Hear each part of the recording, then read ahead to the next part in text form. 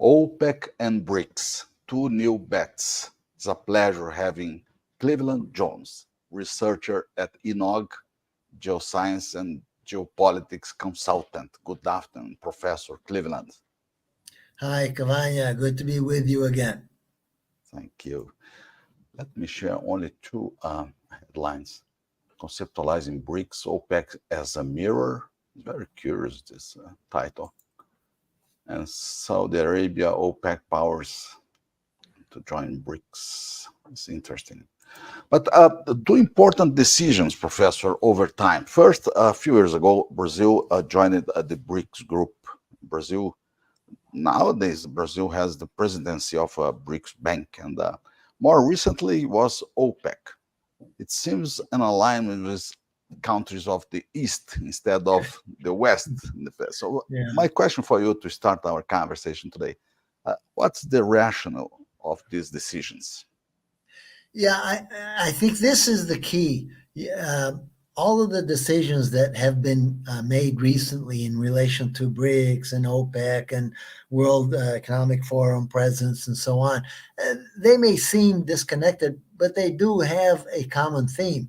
I think Brazil is very anxious to expand or show its international significance, improve its prestige or its clout in international matters. So this has direct economic advantages, and obviously prestige is important for the country.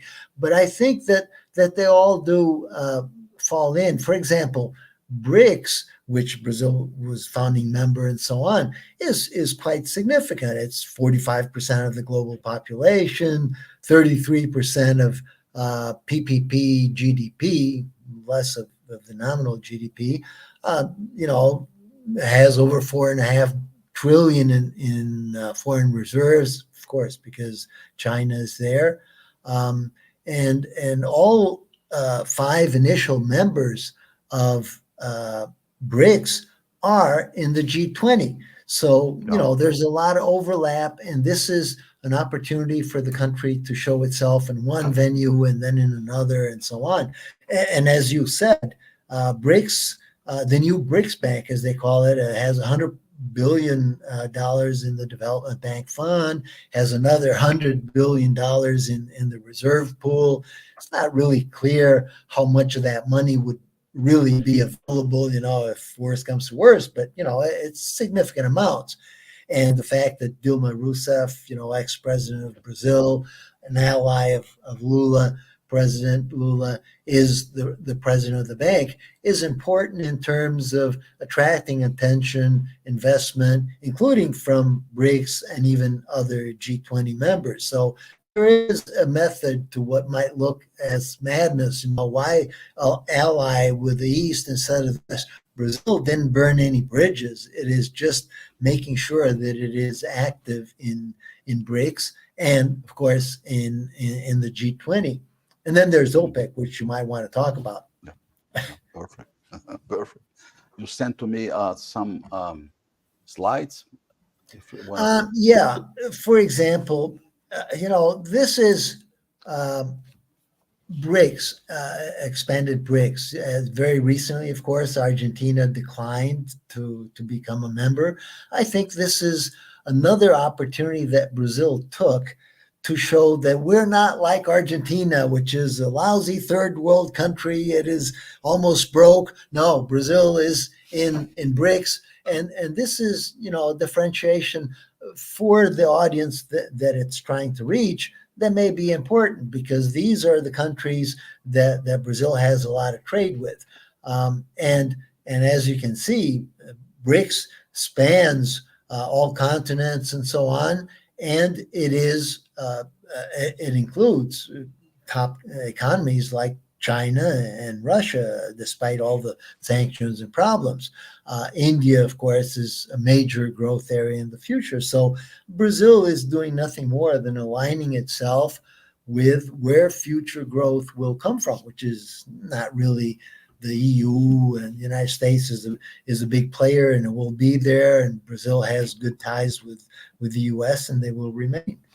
But look at this. There's also the G20, and as you see, there's a lot of overlap, and this is good because the G20 now offers an opportunity, and Brazil is. At Davos, assumed the presidency for now. This is a chance to show off Brazil a little bit and to promote its agenda, which is very specific. I'll talk about that in a little while. But there's a lot of overlap, and this is the opportunities that Brazil is not losing the chance to show up. It's going all dressed up and so on. Of course, President Lula is not at the G20, but he sent ministers and so on. I think the idea is to show they're right in there, and they are. And of course, Brazil sees the G20 role as a means of promoting itself in relevance to the entire world. Professor, at the same time that Brazil is part of G20, so is more West. No, we have countries that are not from West, Russia, for instance, China. But BRICS and OPEC are more related to East countries. Yeah, then for example, you had the other day a very interesting conversation about Brazil and OPEC. OPEC is 13 countries, Angola leaving, but only 4 or 5 countries export over 1 million barrels a day. And Brazil is exporting over 1 million barrels a day. So it is already a top OPEC member in terms of standing of exporting oil. Yes, but at the same time, Professor, at the same time is exporting more than 1 million barrels a day, but is importing diesel and gasoline that may be 500,000 barrels a day, the total. Yeah. So it's still a net million barrel a day export. Right. It's still the top 4 or 5 exporters in OPEC. So it's not like it's coming in at the bottom or anything like that. It will come in as a significant player because OPEC has a lot of those players that are very insignificant. Countries with under 100,000 barrels. Hey, why be an OPEC? That's ridiculous. And then there's OPEC plus. Now this wider group of countries, 10 more countries, again, mostly insignificant. Of course, Russia is significant, Kazakhstan and Mexico. Mexico is going downhill. Kazakhstan is there. But again, in overall, not just OPEC, in OPEC plus, Brazil is not going to be, a secondary player. It's going to be a player. And of course, export volumes are going up. Brazil is going to do very well in terms of production in this year, for example, and certainly in 2025, production will be growing significantly. So if you contrast that with the non-OPEC countries, there it's basically the United States, which is, the largest oil and gas producer in the world, 12.9, maybe 13 million barrels. It's going to go up to 13 something this year. It's a large exporter of crude and products, but it's also a large importer of crude and products. So, it's maybe not as significant in terms of net exports, but it is a very strong and large player, for example, where directs its crude exports. So outside of OPEC Plus, which is basically just the USA, Brazil is not missing out on any opportunity. I don't want to say that they're very smart and did, wonderful moves, but I think it makes sense. And there's not much to lose because in the non-OPEC, United States will continue to be the major player. Brazil has good relationships with the U.S. The U.S. is patient with Brazil. It understands that it has a different view in geopolitics and the Israeli situation with Palestine. It understands that. So I don't think we're risking any break in negotiations for good relationships. Let me ask you about supply chain of equipment systems related to oil production. So United States with 13 million barrels a day, domains, this Yeah. quality of suppliers, manufacturers, and so services. How do you see this influence in the OPEC countries? Do they need OPEC countries the support of supply chain, American supply chain? I think that it would be very useful. In many cases, they do. Maybe in terms of services, it's not going to be very easy to do away with Schlumberger and a Yes, bunch of exactly. those. Halliburton, Yeah, Baker. yeah, Halliburton and so on. So Brazil understands that. OPEC understands that. And the trend is to try to substitute where possible some of these supply chains so that you can have either local or non-U.S. supply. Brazil was doing that. You remember in the prior Lula administrations, Brazil had big naval industry program to expand, produce more FPSOs and so on. It is more or less moving very slow in that direction, in that, for example, recent Petrobras tenders have specified restrictions on who can bid. And basically, for example, in one of the large FPSO recycling deals, contractors could even bid. It's trying to force Brazilian industry to assume more bigger share of its demand for its supply chain products and services. So that's it isn't a question of being smart. It's a political decision. It has risks because obviously that is not the cheapest way that you can supply needs of Petrobras, but it has many benefits. And if you don't go to the extremes that we had in the past, where we would arbitrarily determine 80% domestic content, that was local content impossible to meet. But if you do it slowly, more reasonably, and slowly increase it, maybe that helps. And the Middle East is aware of that, and they are doing that also, and also trying to diversify into Chinese suppliers. But of course, you can't compare Chinese suppliers with Western suppliers in top oil and gas, especially for deep water, very strict specifications. You still have to go with the highest quality. But Brazil is doing that. Okay. Sorry to interrupt you about this question. No, let me say something else about Brazil as a player that is trying to show itself to the world. It's of course, it mainly exports oil to China, but it doesn't matter where that oil goes. And eventually, if it goes one place, it's just, displacing exports somewhere else. But it does export majority to China and also to the U.S. and other countries. And it is uniquely positioned to be the oil star outside the Middle East. This is what Rystad was saying back in 2021 and also in 2022. So we understand that Brazil has a lot of potential, and it's trying to show that potential. Whether it realizes that potential depends on how many mistakes the Lula administration makes. It made a lot of mistakes in the past. Maybe it's learned. If it doesn't learn, it will be a large missed opportunity, but it seems to be going more or less in the right direction. And of course, Brazil has exceptional potential, that in terms of reserves, I've said this many times, there's 120 billion barrels to be found just in the pre-salt again. And Brazil knows that in the next 5-10 years, its importance within OPEC and in the world in general will only rise. In some programs ago, I mentioned, that there will be a lot of losers in the oil and gas world.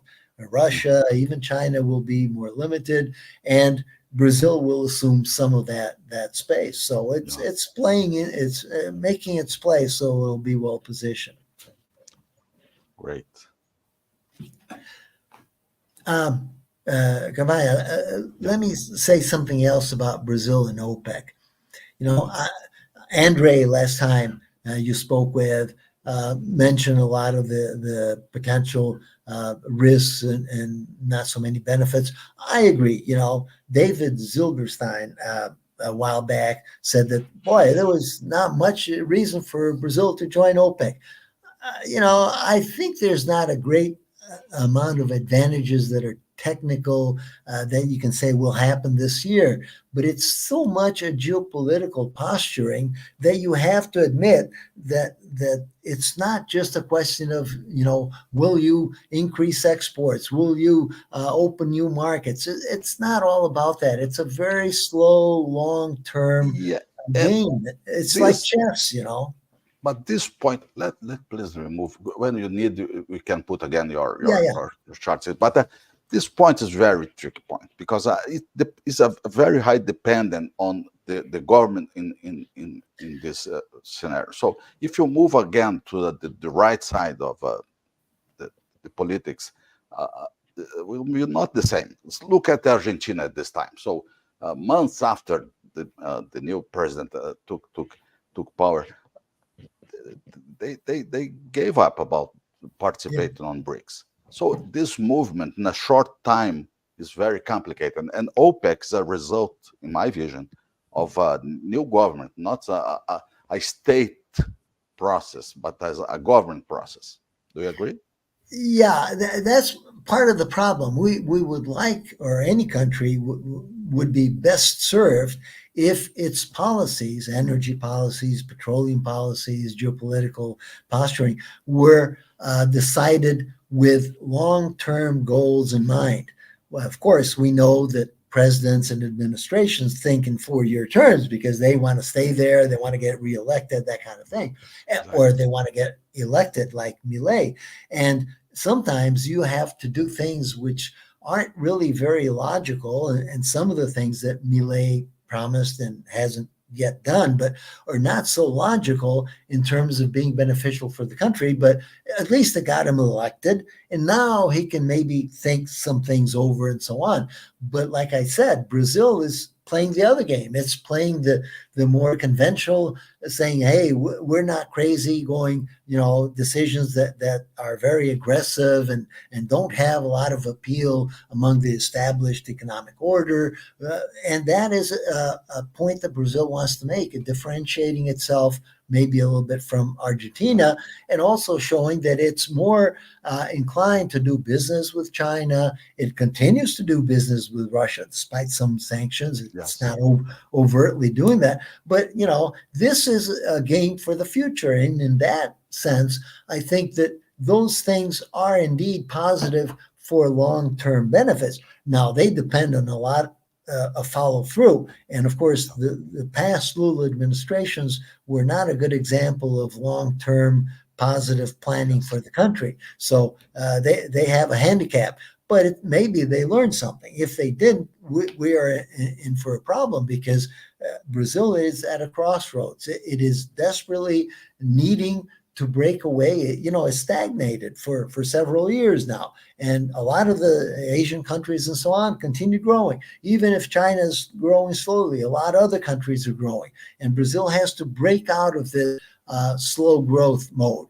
And in order to do that, it's got to make some alignments with different players, which is what it's doing now. And I think if that follows through, Brazil will achieve, significant gains in terms of trade, I got you. financing, bringing investment into the country. Chinese investment is significant, but it could be 2-3 times more. Even the Indian government understands that Brazil represents a big opportunity for Indian companies to invest here, even in oil and gas. So there's a lot of potential, which the posturing seems to be going in that direction. Now, the OPEC and BRICS are the two main bets that Brazil is making, and it's probably doing so with longer term But goals in mind. Nothing is going to come through, yeah, this year or even from the World Economic Forum. but do you see possible that the OPEC has a decision to reduce production, and this can influence Brazil's production? Yeah, that is probably one of the main risks that anybody can think. This would be a problem for Brazil and OPEC, but in OPEC plus, it is not so much of a problem because it's not a member of the OPEC team. It's a member of the OPEC plus team. And if OPEC decides, oh, we have to cut 3 million barrels a day off of OPEC production, Brazil can say, oh, we're in growth mode. We're not subject to that. And they can probably weather that and continue expanding. In fact, Okay. Brazil, Iraq, and other countries don't have any intention of staying put. They have plans to increase production, and they will.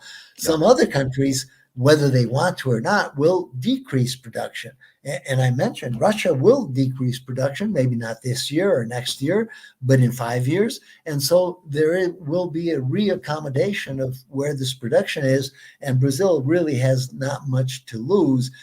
That is a risk, but it's not a very big risk. And of course, the other risk could be, for example, China, because Brazil exports a lot of oil to China. And if it's an OPEC, China may resent some OPEC decisions, for example, to reduce production, which will drive up prices. This is an opportunity for Brazil to be on China's side and say, hey, we're producing even more. We're sending it all to China.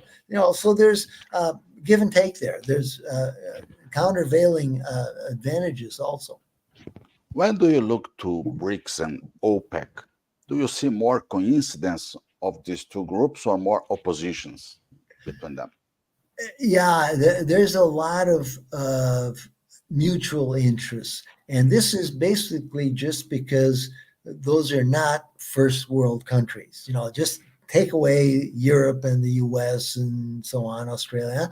And now we're saying whether it's OPEC or even, BRICS, we're now talking Brazil, India, these even Russia, China, large economies, large GDP, very good growth potential, especially if Brazil comes back into growth mode, which it could, maybe driven by oil and other things, certainly the agro business.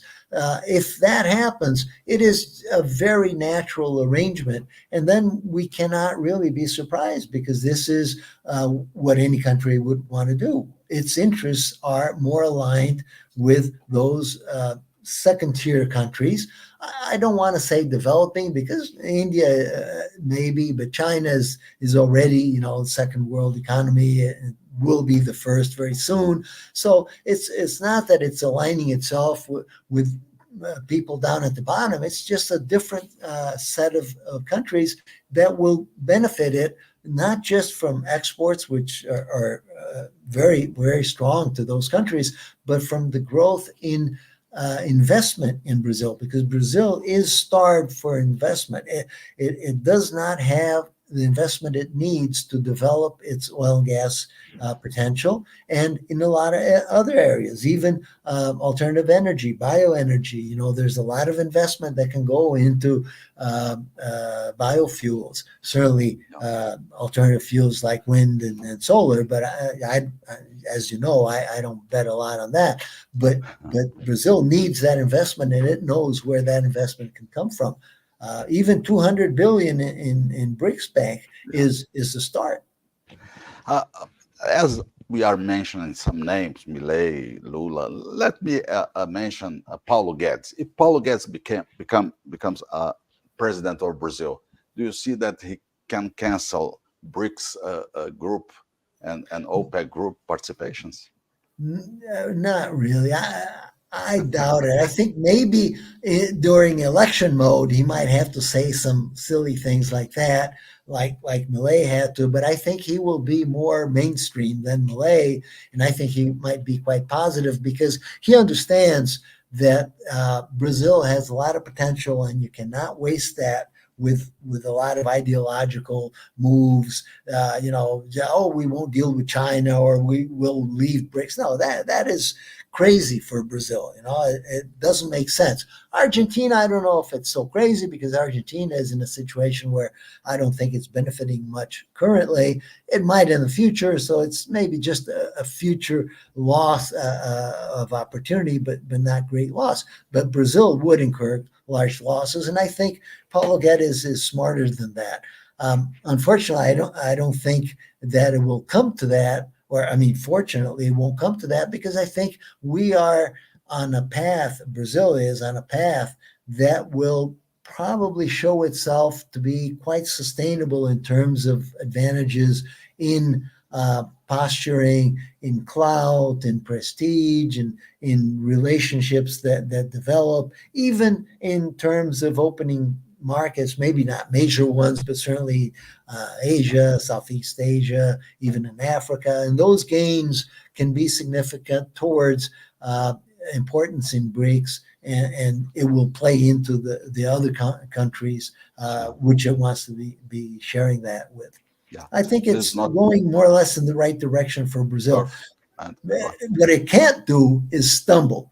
And that is, Brazil stumbled a while back after it discovered the pre-salt, and Lula stopped everything. That was a disaster. If we've learned a lesson, it is that we have to develop our potential as fast as possible, even if that is oil and gas potential, because that is a very good oil and gas potential, good oil, cheap, very small environmental footprint. impacts. So that's where we have to go.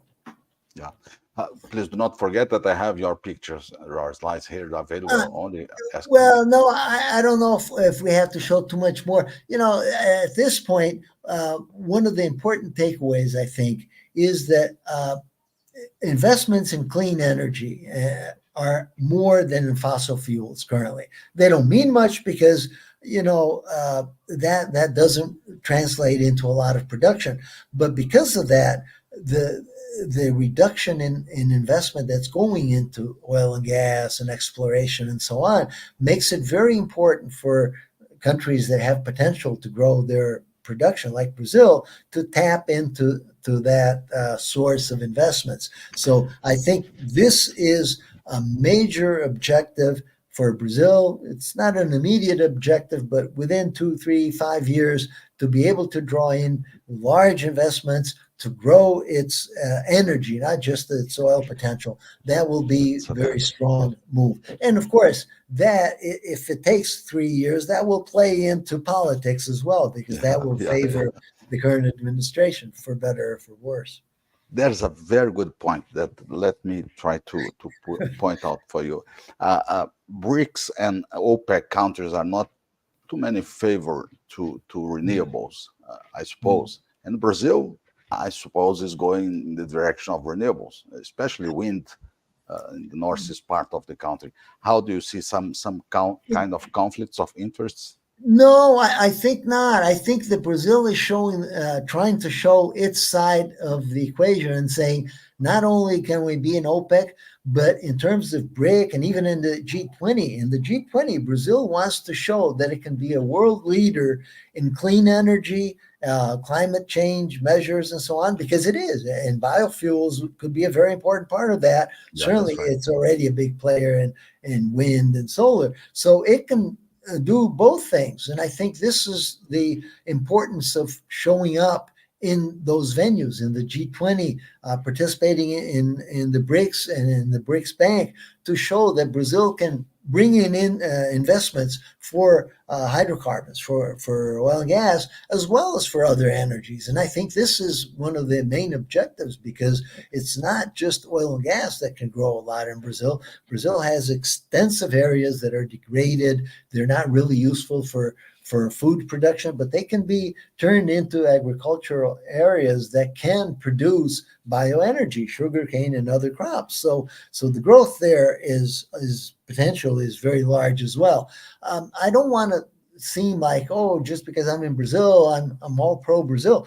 You have to identify the countries in the world that have that potential. Brazil has it. India has a lot of that potential, but with its tremendous population and growing so fast, a lot of that potential will just get eaten up. So that's a big disadvantage for India that Brazil doesn't have. With a population of 200 and some, that's fine. China, of course, has the same problem. It can't grow oil and gas production much. It can't produce a lot of bioenergy. Sure, it can continue to invest in wind and solar, but that has a lot of limitations. And so, the player that is out there, that is big and that can still grow, is Brazil. And Brazil understands that to do that, it needs more investment, and it's going after that.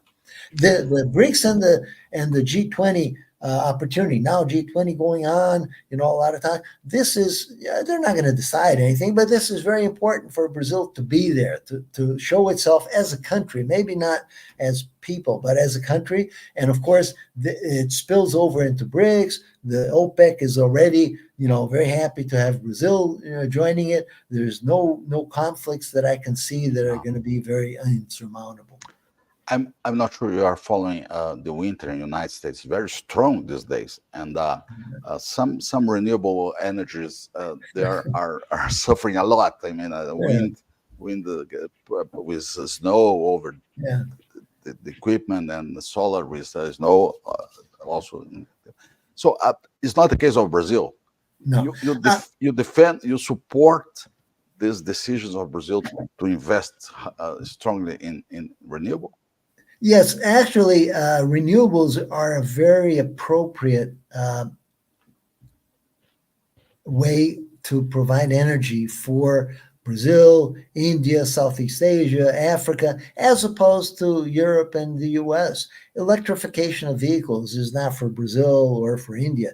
These are countries that should run on ethanol, which we can produce, India can produce, Southeast Asia can produce, or biodiesel or whatever. This is different set of countries and different set of economic drivers. So biofuels are definitely not out. And in fact, as many of your people on the show have also said, some wind and solar are questionable. They may not last as long as we think. They may come out of favor. A lot of people are going against electrification in cars. And I think some of these things are becoming more and more clear. So this is a very strong decision to favor biofuels. And if Brazil can take the lead in this, like India and China only in other energies, this will favor its posturing as a world leader in alternative energy, clean energy,